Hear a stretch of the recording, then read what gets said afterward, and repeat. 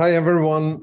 Thanks for joining us again, which is now we're at the fourth lecture in the Freebies Public Lecture Series on the state of the art in basic income research, basic income policy research. So today I'm actually joining you from home because I'm a bit under the weather and didn't want to infect my colleagues too much. So the background is a little bit iffy, IKEA home setup, but we'll have to do. For the people who are new here, I imagine there's actually not that many, but just very, very briefly, so this is a lecture series sponsored by Freebies and, run and moderated through Freebies.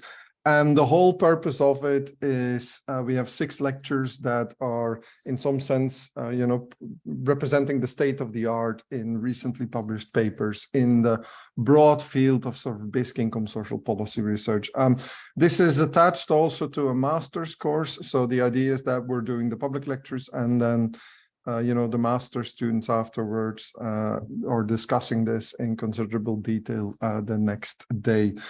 As usual, Niharika will provide some links in the chat so you can look up more about the speaker or the link to the article if you're interested, etc., etc. So it's my pleasure to welcome Pilar Gonalons-Pons. I'm going with the Spanish, the proper Spanish name.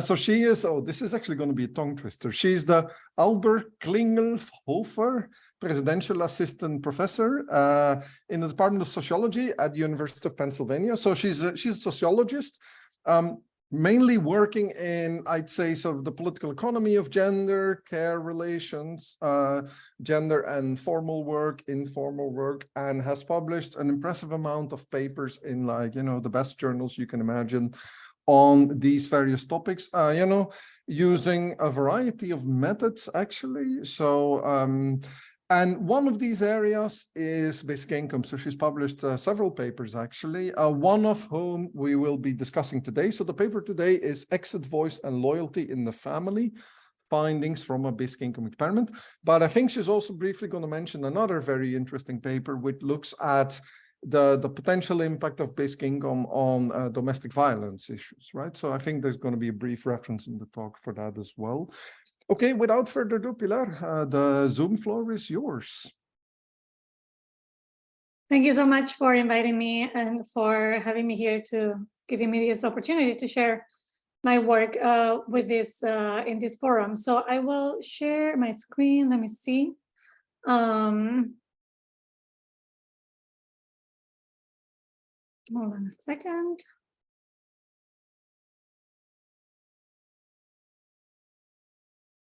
Can you all see the slides? Yes. Yeah. Right, fantastic. So let me get things set up here. Wonderful. Yeah. So thank you very much. Like it's been mentioned, I'm going to present a little bit about my work on basic income, in particular the relation or how to think about the impact of basic income on things like family and gender relations. To tell you a little bit about the background on how I got into this research and what are my interests in this area. I'll describe 2 sort of like broad interests. One of them is about broadening the conversation about basic income. So you guys probably have already gone like quite a variety of talks about basic income, but basic income research has often been super concerned with more sort of like the economic or labor market impacts. And both my co-author, David Kalnitzky, and I have been interested in sort of like broadening how we think about the impacts of basic income, not just on labor market and economic output, but thinking more broadly about how it impacts sort of like social relations at large, but even social relations in sort of like this more intimate sphere of families. So that's one motivation.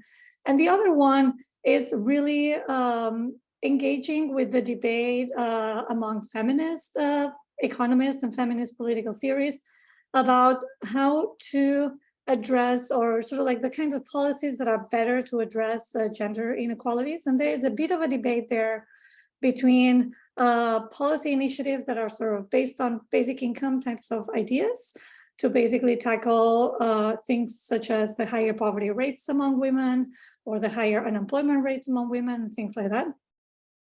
And other approaches to social policy that focus a lot more on sort of like delivering services, such as providing public childcare or things like that. So I've had interest in sort of like this debate and how to think about those. And that was also a motivation that drew me to this project.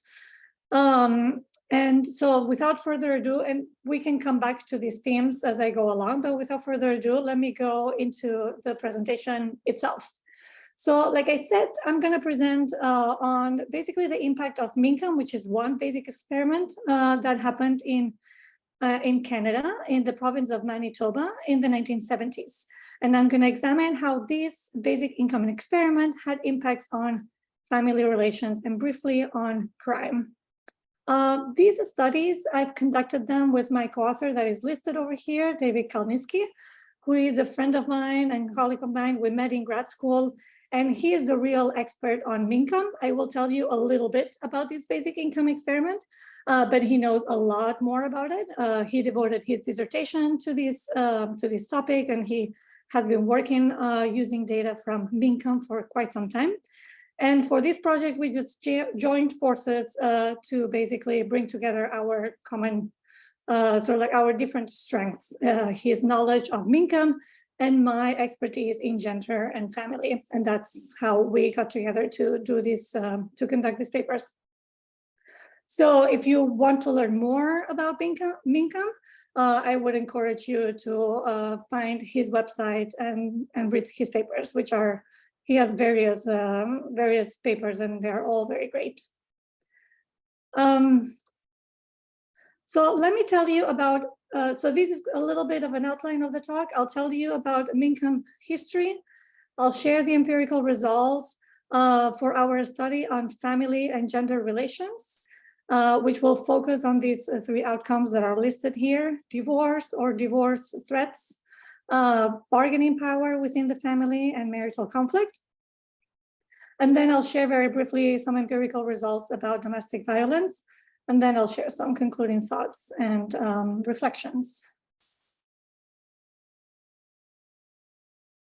So let me first very briefly tell you about Mincome, with this basic income experiment that happened in Canada, Manitoba, or Manitoba, Canada in the 1970s, and give you a little bit of a sense of the context of this experiment and the kind of data that we have from this experiment that we can use to study how the experiment impacted the lives of people that lived through it. So the context of the experiment is the following. So in the late 1970s, Canadian poverty activists and also academics and policymakers were sort of like shocked by a series of reports that documented that there was extensive and sort of like a large amount of poverty in the country. And at the same time, those reports were being published when the Canadian public was also aware that the US was experimenting with guaranteed annual income experiments. This was under Nixon. There was a lot of conversation about this. There was various experiments that were taking place in the US. And there was a plan that was called the Family Assistance Plan that was sort of like a quasi basic income sort of like policy that nearly passed. It did not pass, but it nearly passed. So Canadians were basically aware that in the US people were experimenting with this idea of basic income. And at the same time, they were receiving these reports that documented the, a large extent of poverty in the country. And it was a moment of political ambition, where politicians were sort of like really up to the task of like tackling big social problems such as poverty. And basically there was increased momentum to really do something big about it. And this something big came basically from the Manitoba region, which is one of the Canadian provinces. At the time, a newly elected regional president that's featured over here, Premier Ed Schreider, I hope I pronounced that correctly, from Manitoba, he basically put it to task to say, we have to do something about this. Doing something is inevitable. And we want to be basically the province that experiments on this policy in order to really consider it seriously as a national policy. So the idea here was that Manitoba would lay the ground to really lay the foundation for a national level policy. So in one of the quotes that is in this newspaper clip that you can see on the slide, Ed Schreider says that he thinks that the GAI is necessary. GAI is the guaranteed annual income, which is another term that people used at the time to refer to an idea like basic income. The guaranteed annual income is necessary and inevitable. The government of Manitoba is explicitly dedicated to try to provide greater equality in conditions of life to the individual citizens of our province. So there was ambition, and this is basically what motivated this experiment. So they gathered basically funding from the Canadian government as well as from Manitoba to implement this Mincome experiment. So let me tell you a little bit about the design of this experiment. So this experiment lasted for 3 years, okay? So people received payments for 3 years. 1975 was the first year of receiving payments, 1976 and 1977. Those are the 3 years. And the experiment was designed around 2 different experimental settings. One that is called a saturated site, and the other one that's a conventional RTC, randomized control trial site. So let me tell you about the saturated site first, which is Dauphin. This is basically one town of about 10,000 inhabitants where everybody was eligible to receive Mincome. And everybody essentially received the same stipend amount. So on the table that you can see over here, you can see the stipend amounts for a household of 4. That was basically the full amount was $19,500 in US dollars, 2014 US dollars. That was for a family that did not have any market income. And that amount basically put that family at about, the median household income, or 50% of the median household income at the time for a rural area. So that was basically lifting from 0 to basically just above what you would consider, or just at the poverty level, or at the standard a measure of poverty level that's common, which is 50% of the median household income. So that was for that family. And then as you can see, as the families had higher or had some market income, that Mincome payment was being reduced by a 50% negative income tax. You can see the amounts over here. And if you want more details, I can tell you more here. But basically we have this town where everybody, regardless of their market income, regardless of their employment status, regardless of everything, basically was eligible to collect Mincome payments.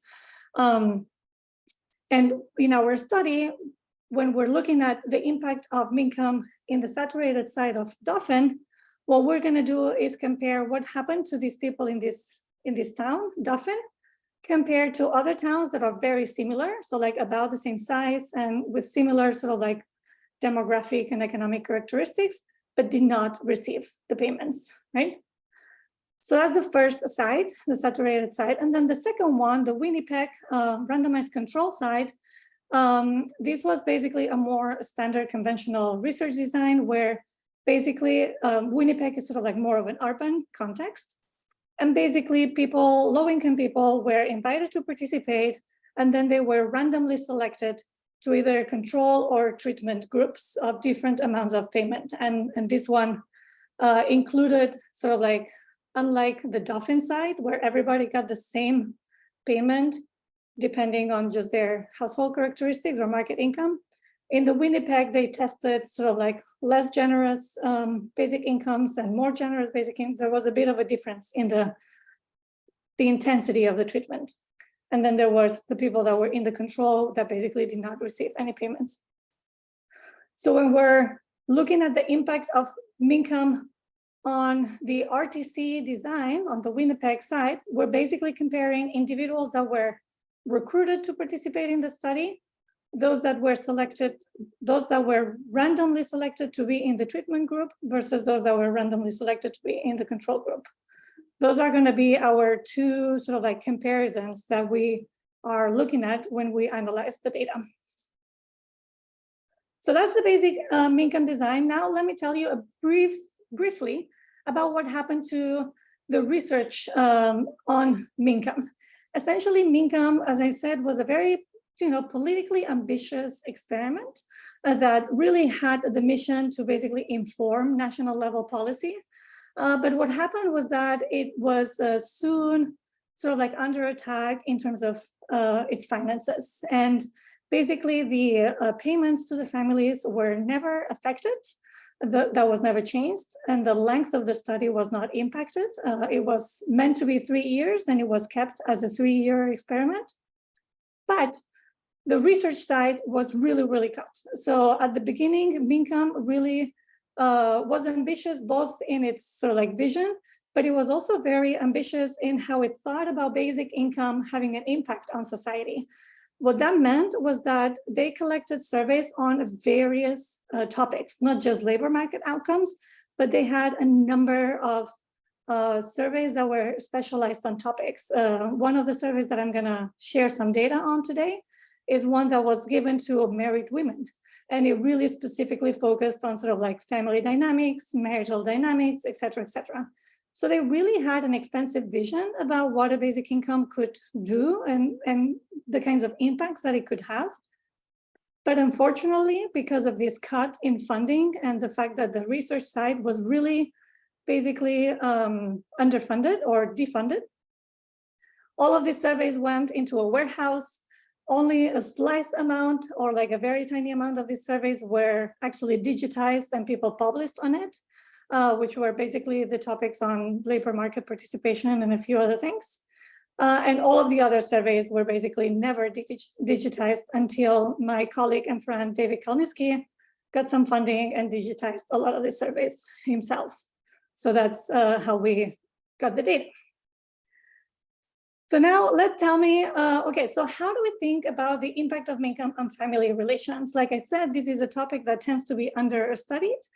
And we think about it in two basic ways. So we think that Mincome in general will have a positive impact on family relations for two big reasons. One of them is that it will sort of like allow or facilitate unhappy families to split up. It's sort of like it will enable the conditions for families that are in a not unhealthy relations, abusive relations, for those relationships to basically end. So that's one positive outcome. And it will also, on the other hand, it will also sort of like remove important stressors that often deteriorate family relations, such as like the stress of being in poverty, the stress of having to pay the bills when you don't have enough income, et cetera, et cetera. Those are two sort of like big mechanisms. And so we have this framework, and we also think what that means is that Mincome is also going to impact very positively on gender relations, because we know that gender inequality is really much sort of like very much anchored in family relations. And the people that suffer the most from dynamics of economic dependency on family members and on sort of like having less options to opt out of abusive relationships are going to be women, particularly in a context like Canada in 1970s, where economic independence for women was limited. That meant that people were sort of like basically coerced to stay in families that were not necessarily good out of necessity. And we think that Mincome is going to resolve that, or at least help improve that. So we have three basic hypotheses that we look at when we study the impact of Mincome on family relations. And we use, for those of you who might have heard, Hirschman's framework of exit, voice, and loyalty, which was originally designed to study the firm and the economy, and we sort of like apply it here to study families as sites of relationships. So exit, the exit hypothesis, or what economists often think about this as an independence effect, is basically the idea that Mincome offers an outside option to people so that they are going to be more likely to exit relationships, especially those that are not a happy one. So the basic hypothesis here is that Mincome will be associated with an increased risk of divorce or increased rate of divorces, especially among couples that would be high conflict or low quality or, unhappy, you name it. This is our first hypothesis. The second hypothesis is about bargaining power or the concept of voice. We also think that Mincome will help give women more voice, more power within these family relationships. And that's for a few reasons. One of them is that the possibility of collecting payments through Mincome offers this economic independence, right? Offers you a way out of relationships that might not be good. So that makes the threat of living real, right? Like if I am completely dependent on my husband and my husband is not treating me well, but he knows that I have no option outside of staying with him and being economically dependent, I can complain all I want and he might not change anything. But if suddenly it's credible that I can say like, no, I'm actually going to leave, then my sort of like power in the relationship might increase, and that might help change the dynamic of power in the relationship. So we're going to look at some measures of bargaining power of women and whether they increased as a result of Mincome. So that's our second hypothesis. And our third hypothesis is about sort of like what we call quality of loyalty, or basically the idea that Mincome would remove sources of stressors and conflicts within the family that have to do with economic distress. So we know that, not having enough money to make ends meet doesn't make for the most sort of like relaxed and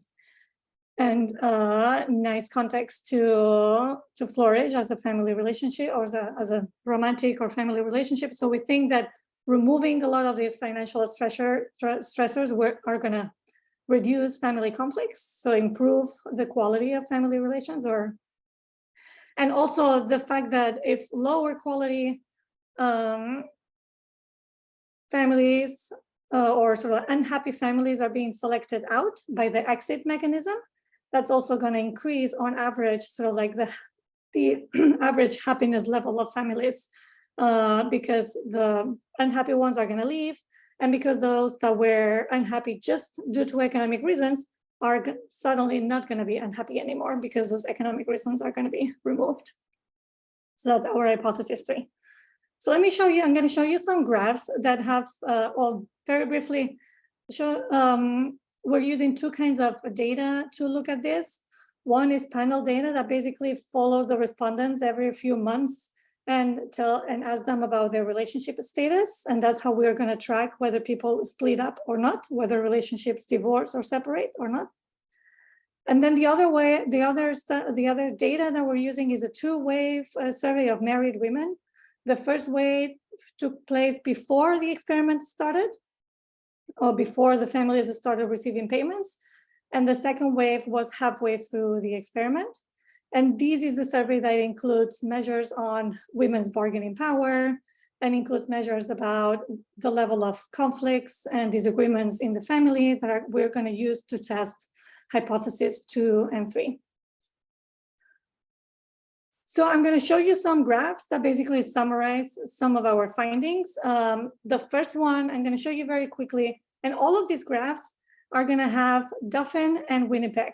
And these are basically two sort of like treatment estimates that we have. In Dauphin, we're comparing the citizens of Dauphin, and we're comparing them to similar towns that did not receive payments. That's our Dauphin is the treatment, and the similar towns that did not receive Mincome are our control.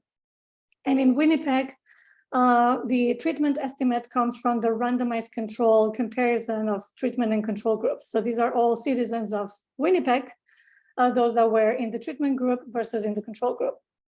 So what we're seeing here, these are survival rates of relationships.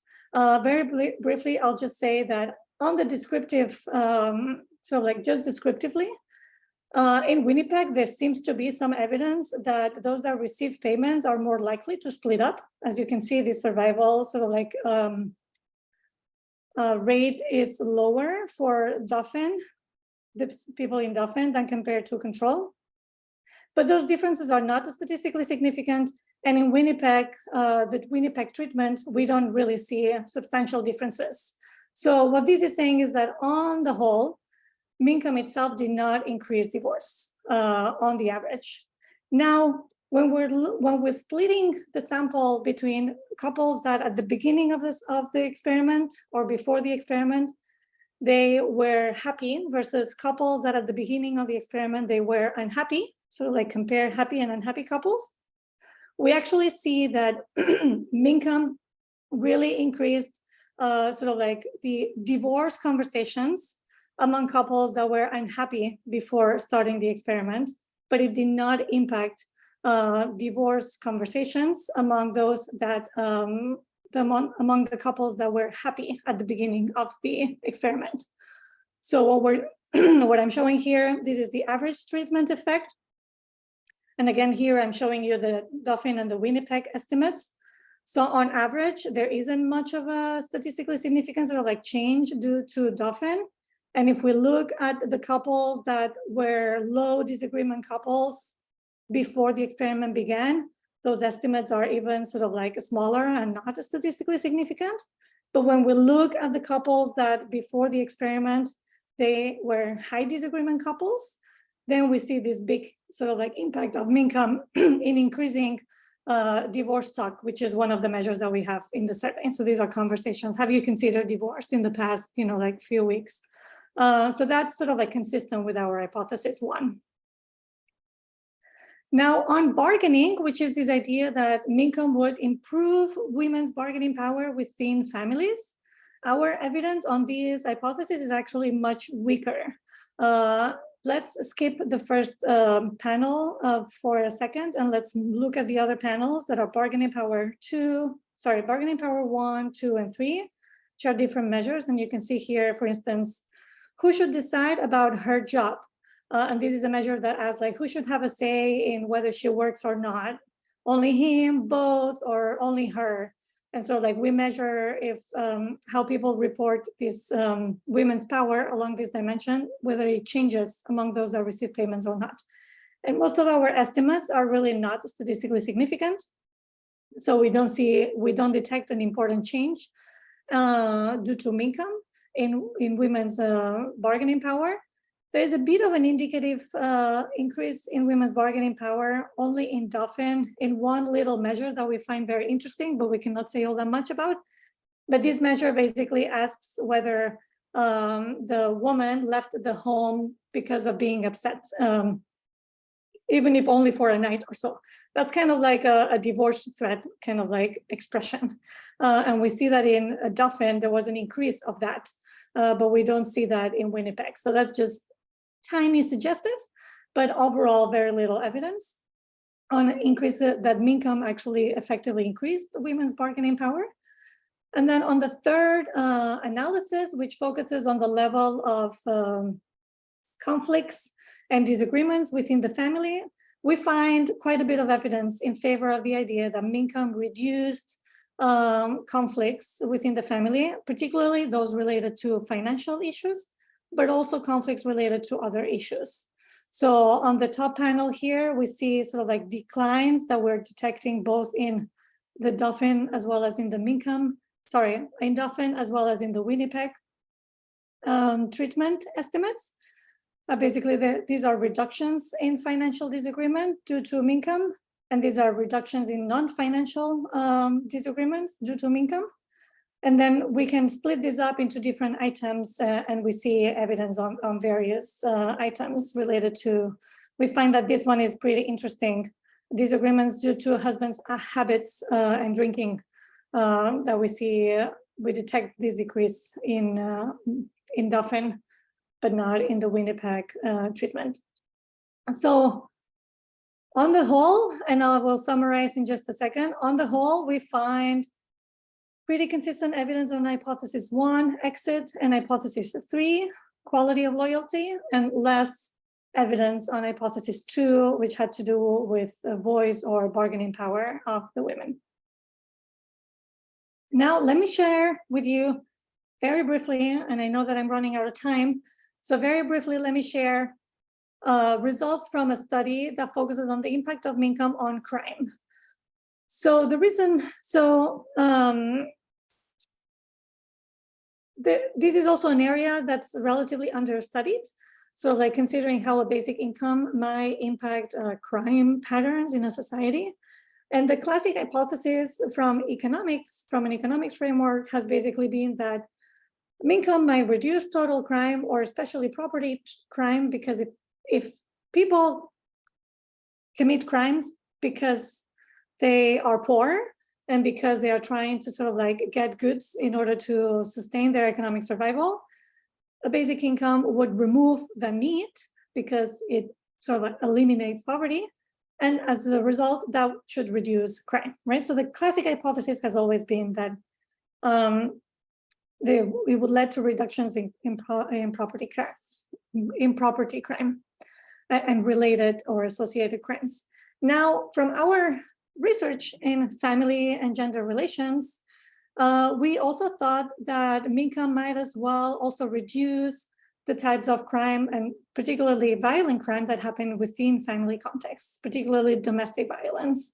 And if you think about it, we can think about the same two big mechanisms that we saw as important to think about how Mincome impact family relations. We can see them at play here. So if people have an option to leave a bad relationship, an abusive relationship, and Mincome improves that option to leave, that's going to reduce domestic violence, right?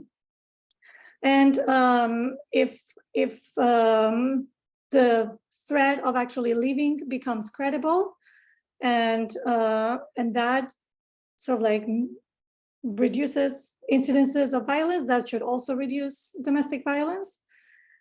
And if there are triggers or stressors that exacerbate the level of violence, such as unemployment, poverty, et cetera, those are also going to be removed by income. So we think that Mincome could reduce crime, not because it might reduce property crime, but also because it might reduce domestic violence crime, which is an important area of sort of crime. And we find pretty strong evidence about that. So we find that Mincome did indeed result in reductions in total crime. And we find indeed that part of this reduction in crime comes from reductions in property crime, which is what sort of like the economic framework hypothesizes. But we also very strongly find that it led to reductions in violent crime as well. And the proportion change in violent crime, or the proportion decline in violent crime, is actually larger than the proportion decline in property crime that we can detect in our treatment estimates. So we find pretty consistent evidence here. So just to wrap up, these are basically our findings on family relations, that we find some support for the idea that increased support for families would help unhappy families split up. And then we find little support for bargaining power or increased bargaining power for women, and I'm happy to talk about that if you're interested, and support that the level of conflict in families that's reduced as a result of Mincome. And then we find on crime, we document pretty clear reductions in violent crime. And I have to say that in the data, we can only detect violent crime, but the Statistics Canada basically has reports that basically show that, you know, something in the order of 70% of violent crime at the time was basically interpersonal domestic violence. So a lot of those reductions are going to be about those instances. And these are some discussion points, but I'm going to sort of like open it up for questions since I'm already at 10. And thank you so much for having me. And these are the two papers that I'm referring to.